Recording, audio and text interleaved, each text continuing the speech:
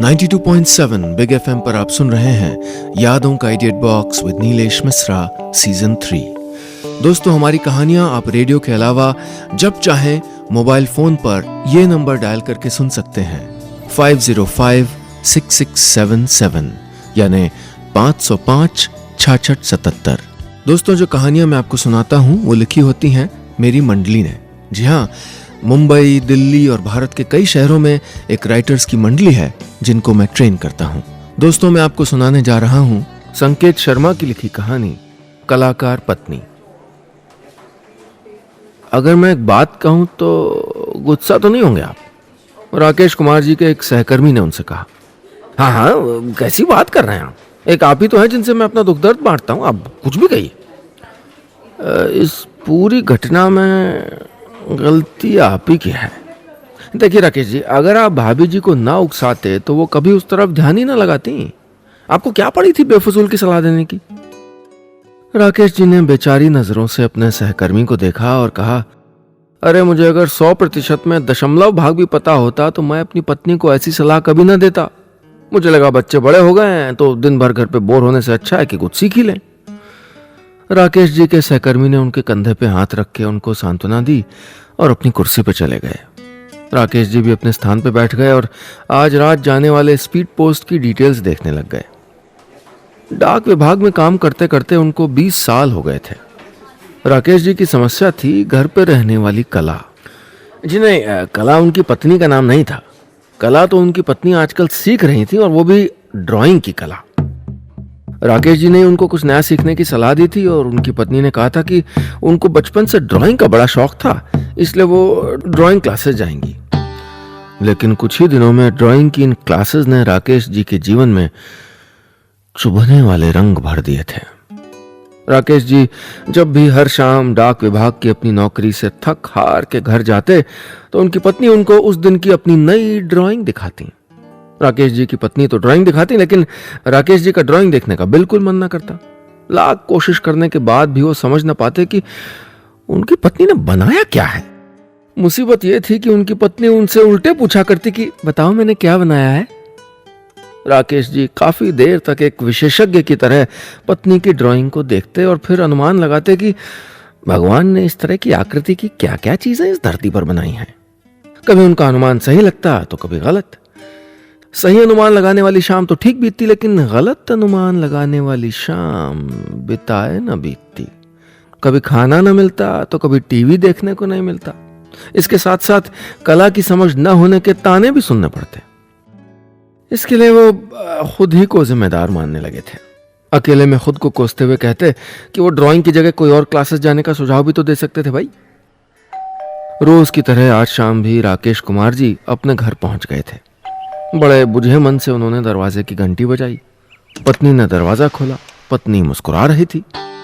पत्नी के मुस्कुराते चेहरे पे राकेश जी साफ साफ एक सवाल पढ़ पा रहे थे। आज बता के दिखाओ मैंने क्या पेंट किया है। 92.7 बिग एफएम पर आप सुन रहे हैं यादों का idiot box with Nilesh Mishra season 3। दोस्तों, रेडियो के अलावा आप हमारी कहानियां जब चाहे मोबाइल पर ये नंबर डायल करके सुन सकते हैं 505-6677 505-6677। दोस्तों, मैं आपको सुना रहा हूं अपनी मंडली के सदस्य संकेत शर्मा की लिखी कहानी कलाकार पत्नी। इस कहानी में अब तक आपने सुना कि राकेश कुमार जी, जो कि डाक विभाग में कार्य करते हैं, उनकी पत्नी ने ड्राइंग पेंटिंग का एक कोर्स आरंभ किया है और ये कोर्स राकेश कुमार जी का बहुत बड़ा सरदर्द बन गया है। उनकी पत्नी रोज राकेश जी को नई नई ड्राइंग बना के दिखाती हैं और पूछती हैं कि बताओ मैंने क्या बनाया। अब आगे राकेश कुमार जी घर में दाखिल हुए। वो जल्दी से कमरे में गए और आराम आराम से कपड़े बदलने लग गए। आराम से मुंह हाथ धोया और चुपचाप आके आराम से टीवी देखने लग गए। चाय पहले ही टेबल पे रखी थी। राकेश कुमार जी समझ गए कि चाय मिल चुकी है, इसका मतलब आज कोई पेंटिंग नहीं बनाई गई है। राकेश जी ने चाय खत्म की और टीवी न्यूज लगा ली। आज कोफ्ते बना रही हूं, चाय का प्याला उठाते हुए उनकी पत्नी ने कहा। राकेश जी ने इस बात का जवाब एक बड़ी सी मुस्कान के साथ दिया। मुस्कान कोफ्ते के लिए नहीं थी, मुस्कान इसलिए थी कि चाय के बाद सीधा खाने की बात हो गई है। इसका मतलब अब मीलों दूर तक ड्राइंग या पेंटिंग की कोई बात नहीं होगी, कम से कम आज। इस खुशी को राकेश जी संभाल पाते कि अगले ही पल उनकी पत्नी सामने एक कागज लेके उनकी तरफ बढ़ रही थी। राकेश जी की मुस्कान एक सेकंड में गम में बदल गई। वो प्रार्थना करने लगे कि काश ये कागज कोई और हो, ये बिजली का बिल हो या पानी का बिल हो या कोई साड़ियों की सेल का इश्तिहार हो। मैं तो कहता हूं। कागज के साथ उनकी पत्नी राकेश जी के पास पहुंच चुकी थी। अपनी आंखें बंद करो, राकेश जी की पत्नी ने कहा। राकेश जी ने बिना समय गंवाए अपनी आंखें बंद कर ली। उनकी पत्नी ने बंद आंखों के सामने वो कागज का टुकड़ा रख दिया। अब खोल लीजिए आंखें, राकेश जी की पत्नी ने कहा। राकेश जी ने घबराते घबराते अपनी आंखें खोल ली। राकेश जी ने कुछ क्षण उस तस्वीर को देखा और फिर से बिना समय गंवाए अपनी आंखें बंद कर ली। पहली बार तो उन्होंने पत्नी के कहने पे आंखें बंद की थी, लेकिन दूसरी बार उन्होंने दुख में आंखें बंद की थी। राकेश जी की पत्नी ने आज, कैसे बताऊं इसको, कि राकेश जी की तस्वीर बनाई थी। लेकिन तस्वीर देखते ही राकेश जी का खुद पर से विश्वास उठ गया था। उनको अंदाजा ही नहीं था कि वो इतने बदसूरत और भयावह भी दिख सकते हैं। राकेश जी के दाएं कान के पास एक छोटा सा मस्सा था। उनकी पत्नी ने तस्वीर में वो इतना बड़ा बना दिया कि यदि वो उसी रफ्तार से बढ़ता रहता तो 6 महीने में एक पूर्णतः स्वस्थ कान बन जाता। फिर राकेश जी के दाईं तरफ ही 2 कान हो जाते और वो कुल 3 कानों वाले दुनिया के शायद सबसे पहले इंसान बन जाते। सर के ऊपर बाल भी कुछ कम ही पेंट हुए थे और दोनों आंखों का आकार भी शायद एक दूसरे से मिल नहीं रहा था। इसके अलावा तस्वीर में चेहरे के बाकी हिस्सों में भी थोड़ी बहुत कमी थी, लेकिन ये सब कमियां उस मस्से के आगे कुछ भी नहीं थी। कैसी बनी है? राकेश जी की पत्नी ने पूछा। इस प्रश्न का जवाब आसान तो नहीं था राकेश जी के लिए, लेकिन इस प्रश्न को छोड़ा भी नहीं जा सकता था। राकेश जी ने मन ही मन दुनिया के उन सभी महापुरुषों को याद किया जिनका इस पापी दुनिया ने जमकर अपमान किया, लेकिन उन महापुरुषों ने बदले में एक शब्द तक नहीं कहा। राकेश जी महापुरुष तो नहीं थे, इसलिए वो साधारण पुरुष की तरह उठे और अपनी पत्नी से सच कहने का साहस जुटाने लगे। 92.7 बिग एफएम पर आप सुन रहे हैं यादों का edit box with Nilesh Mishra season 3। दोस्तों, रेडियो के अलावा आप हमारी कहानियां जब चाहे मोबाइल पर ये नंबर डायल करके सुन सकते हैं 505 6677 505 6677। दोस्तों, मैं आपको सुना रहा हूं अपनी मंडली के सदस्य संकेत शर्मा की लिखी कहानी कलाकार पत्नी। इस कहानी में अब तक आपने सुना राकेश जी की पत्नी रोज राकेश जी को नई नई ड्राइंग बना के दिखाती हैं, लेकिन आज उन्होंने राकेश जी की ही एक तस्वीर बना डाली जो कि बहुत ही भयावह है। अब आगे। राकेश जी ने तस्वीर को हाथ में पकड़ा और पत्नी से मुस्कुराते हुए कहा, कितनी प्यारी तस्वीर बनाई तुमने मेरी, मुझे तो अपने कॉलेज के दिन याद आ गए। सच? इतनी अच्छी लगी आपको? राकेश जी की पत्नी ने घोर उत्साह के साथ पूछा। कोसों दूर तक भी राकेश जी के पास और कोई विकल्प नहीं था भैया, वो तो बस मुस्कुरा सकते थे। आपको अच्छी लगी ना पेंटिंग? तो बस आने वाले संडे के लिए तैयार हो जाइए। अब राकेश जी घबरा गए कि इस बार तो उनकी पत्नी ने उनकी गर्दन तक ही तस्वीर बनाई है, कहीं संडे को सर से पांव तक की तस्वीर ना बना डाले भैया। इसलिए बड़े आदर भाव से उन्होंने पूछा, ऐसा क्या है संडे को? इस संडे ना हमारे शहर में दिल्ली से एक जाने माने पेंटर आ रहे हैं, उनकी पेंटिंग्स की एग्जीबिशन भी लगेगी और वो हम सबसे मिलेंगे भी। अरे कौन आ रहा है? राकेश जी ने पूछा। बताया ना भाई, को जाने माने पेंटर आ रहे हैं, पत्नी ने जवाब दिया। जाने माने क्या, पिकासो जी आ रहे हैं? राकेश जी ने कहा। बस पूरी दुनिया की तरह आपको भी पिकासो का ही नाम पता है ना, दुनिया में और लोग भी पेंटर हैं, राकेश जी की पत्नी ने गुस्से में कहा। अरे गुस्सा क्यों हो रही हो, मैं सिर्फ ये जानना चाहता हूं कि कौन से पेंटर आ रहे हैं। अरे नाम तो मैं भी नहीं जानती, बस इतना पता है कि कोई जाने माने पेंटर आ रहे हैं, राकेश जी की पत्नी ने कहा। हाँ हाँ चलेंगे चलेंगे, मैं भी देख लूंगा इसी बहाने जाने माने पेंटर का नाम। कुछ पैसे निकाल लेना, मैं शायद कोई पेंटिंग खरीद लूं उनकी, राकेश जी की पत्नी ने कहा। राकेश जी घबरा गए क्योंकि उन्होंने अखबार में अक्सर पढ़ा था कि फला फला पेंटर की पेंटिंग इतने करोड़ में बिकी, और राकेश जी की पत्नी के अनुसार आने वाला पेंटर भी एक जाना माना पेंटर था। खैर, रविवार का दिन आ गया और राकेश जी अपनी पत्नी के साथ एग्जीबिशन में पहुंच गए। एक बड़े से हॉल में दीवार पे खूब सारी पेंटिंग्स टंगी हुई थी जिनको ढका हुआ था। शायद उद्घाटन के बाद पर्दा खुलना था। राकेश जी की पत्नी के ड्राइंग इंस्टीट्यूट के सारे विद्यार्थी आए हुए थे। राकेश जी को यह माहौल बड़ा विचित्र लेकिन अच्छा लग रहा था। इतने साल की डाक विभाग की नौकरी करते करते वो उसमें इतना रम गए थे कि एक पेंटिंग एग्जीबिशन उनको बहुत अच्छी लग रही थी। वो हैरान थे कि पेंटिंग के इतने चाहने वाले लोग उनके शहर में मौजूद हैं। तभी स्टेज पे कोट पैंट पहने और हाथ में माइक पकड़े एक आदमी आया। उसने शुरू किया कि दोस्तों, हमारी संस्था की तरफ से स्वागत है आपका इस पेंटिंग एग्जीबिशन में। ऊपर वाले ने हम सब की किस्मत को अपने ही ब्रश से रंगा होगा, क्योंकि आज हमारे बीच में है जाने माने और मशहूर और फेमस पेंटर श्री टोनी। पूरा हॉल तालियों से गूंज उठा, लेकिन राकेश जी के दिमाग में एक ही नाम गूंज रहा था, Shri Tony, Shri Tony, Shri Tony.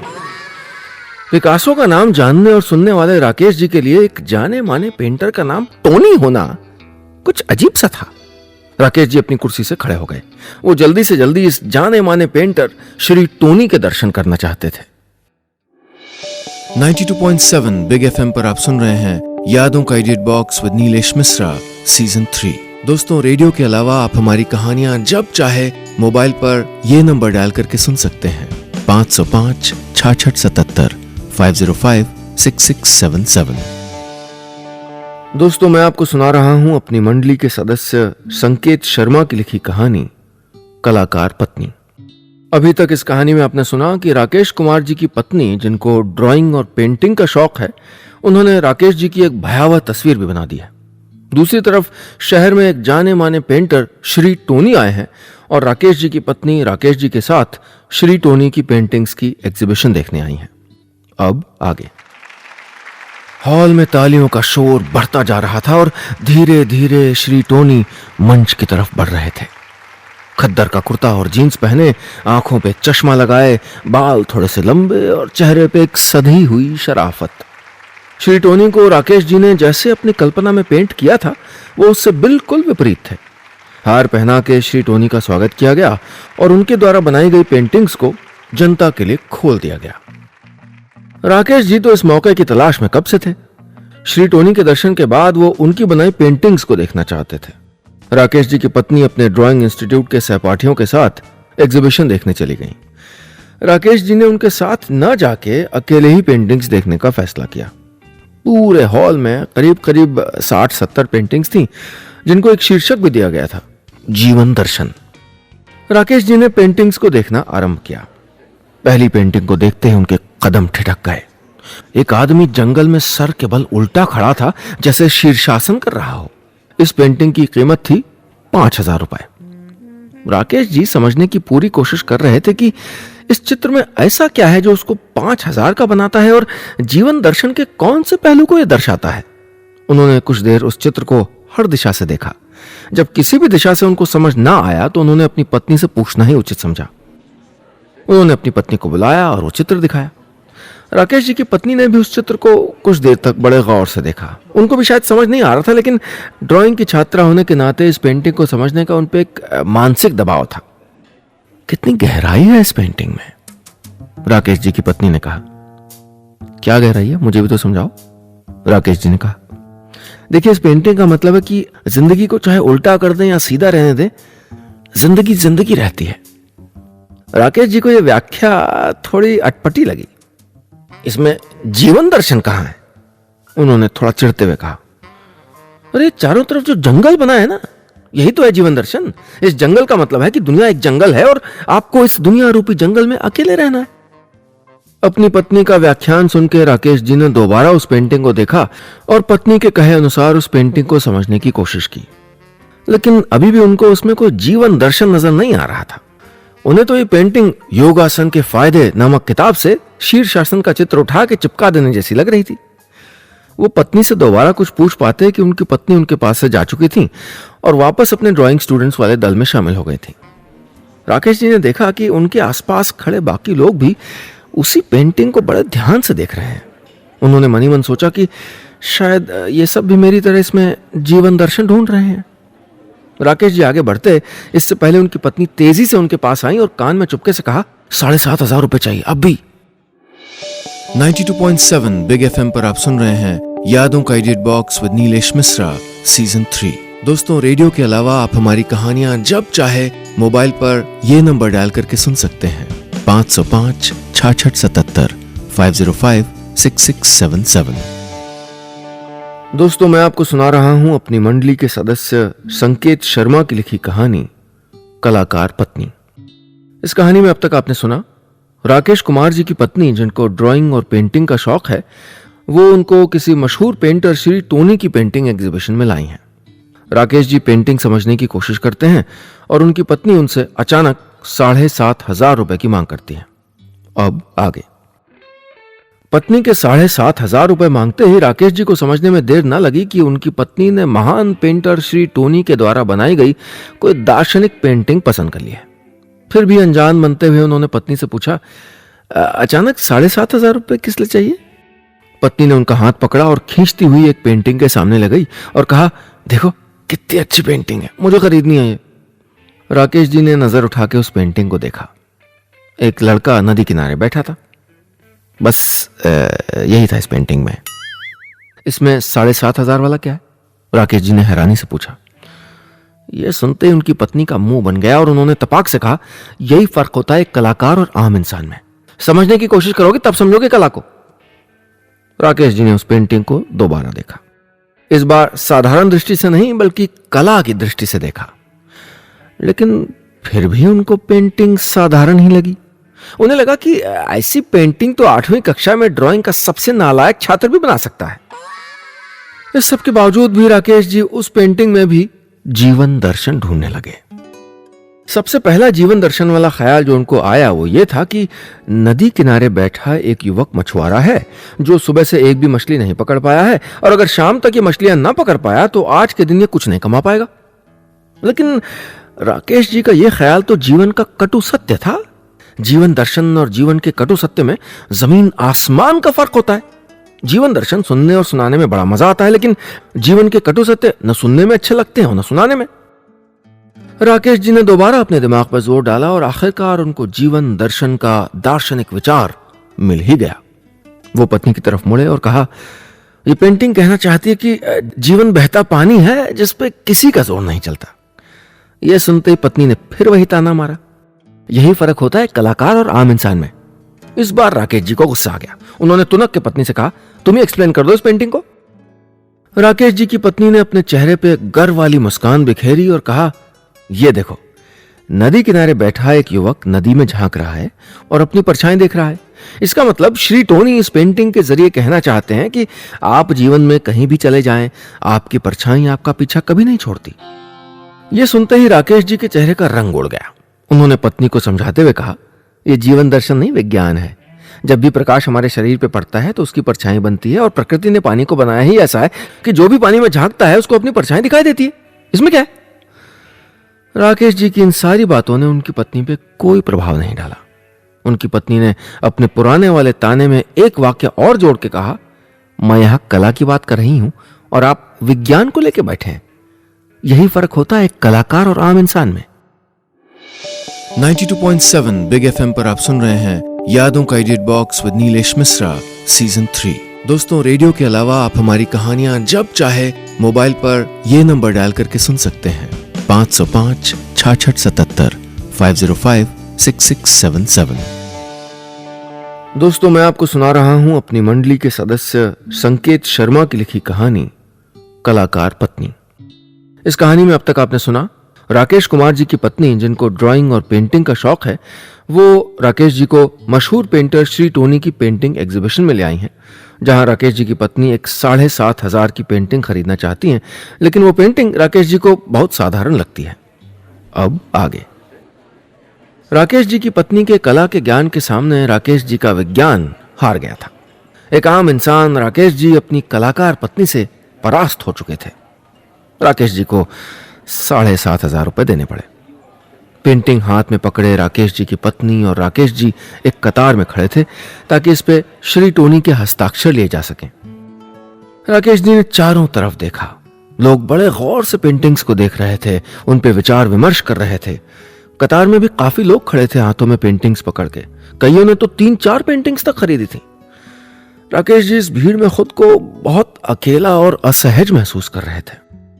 Shri Tony हर पेंटिंग खरीदने वाले से मुस्कुरा के गले मिलते और कुछ पल बातें भी करते। ऐसे ही धीरे धीरे बढ़ते बढ़ते राकेश जी का नंबर भी आ गया। राकेश जी की पत्नी तो पहले से अति उत्साहित थी, इसलिए श्री टोनी से मिलते ही उन्होंने तारीफ के कई पुल बांध दिए। पत्नी के पीछे पड़े राकेश जी भी श्री टोनी को ऐसी मुस्कान के साथ देख रहे थे मानो अपनी पत्नी द्वारा की गई हर तारीफ से वो भी सहमत हो।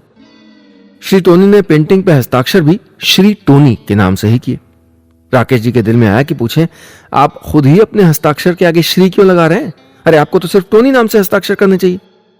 लेकिन राकेश जी सिर्फ गले मिलकर ही पीछे हट लिए। पेंटिंग को एक बड़े ही सुंदर कागज में लपेटा गया। पेंटिंग लेके दोनों घर के लिए निकल पड़े। घर पहुंचते ही राकेश जी की पत्नी ने वो पेंटिंग ड्राइंग रूम में टांग दी। राकेश जी जब भी नदी में झांकता युवक वाली उस पेंटिंग को देखते और पेंटिंग के नीचे श्री टोनी के हस्ताक्षर देखते तो उनके मन में खुद के लिए बड़ी अजीब सी भावना आती। कभी उन्हें लगता कि वही जीवन दर्शन को नहीं समझ पाए और कभी सोचते कि उनके 7,500 रुपए ठग लिए गए हैं। हालांकि 7,500 रुपए के लिए तो आहिस्ता आहिस्ता उन्होंने अपने मन को समझा लिया था। राकेश जी की पत्नी घर आने वाले हर मेहमान को उस पेंटिंग का दाम और उसमें छिपा जीवन दर्शन का रहस्य समझाती। जिन मेहमानों को पेंटिंग का दाम ज्यादा लगता उनको जीवन दर्शन का रहस्य समझ में नहीं आता, और जिनको जीवन दर्शन का रहस्य समझ आ जाता उनके लिए दाम की भाई कोई कीमत ही नहीं थी। दिन बीतते गए। राकेश जी की पत्नी की ड्राइंग क्लास भी समाप्त हो चुकी थी। उन्होंने अब हर शाम राकेश जी को नई नई पेंटिंग दिखाना भी बंद कर दिया था। एक दिन शाम को जब राकेश जी की पत्नी यूं ही उस नदी में झांकते युवक वाली पेंटिंग को ध्यान से देख रही थी कि राकेश जी गुस्से में घर में घुसे और अंग्रेजी अखबार का दूसरा पन्ना अपनी पत्नी को दिखाया। अरे वाह, श्री टोनी की फोटो! पत्नी खुशी से चिल्लाई। खबर पढ़ोगी? राकेश जी ने गुस्से में कहा। राकेश जी ने अखबार उठाया और कहने लगे, इसमें लिखा है कि टोनी का बच्चा कोई पेंटर वेंटर नहीं है। इंटरनेट से तस्वीरें उठा के थोड़ा बहुत उनको घुमा फिरा के पेंटिंग्स ले आया था। तुम्हारे ड्राइंग स्कूल के प्रिंसिपल ने भी माफी मांगी है कि भाई हमको अंदाजा नहीं था कि वो फ्रॉड है। कहते हैं सच्चे कलाकारों का भी अपमान किया उसने। यह सुन के राकेश जी की पत्नी के पांव के नीचे से जमीन खिसक गई। वो कुछ नहीं कह पाई। राकेश जी भी अंदर हाथ मुंह धोने चले गए, लेकिन जब वो बाहर आए तो देखा कि उनकी पत्नी पेंटिंग के ऊपर से श्री टोनी का नाम मिटा रही हैं। ये क्या कर रही हो? राकेश जी ने पूछा। श्री टोनी चोर है, लेकिन हमने भी तो पैसे दिए पेंटिंग के। नाम मिटा के राकेश जी की पत्नी ने दोबारा पेंटिंग टांग दी। राकेश जी ने उस पेंटिंग को देखा और उनको लगा मानो श्री टोनी हाथ में राकेश जी के 7,500 रुपए पकड़े उनको जीभ निकाल रहे हो। बस इतनी सी थी ये कहानी।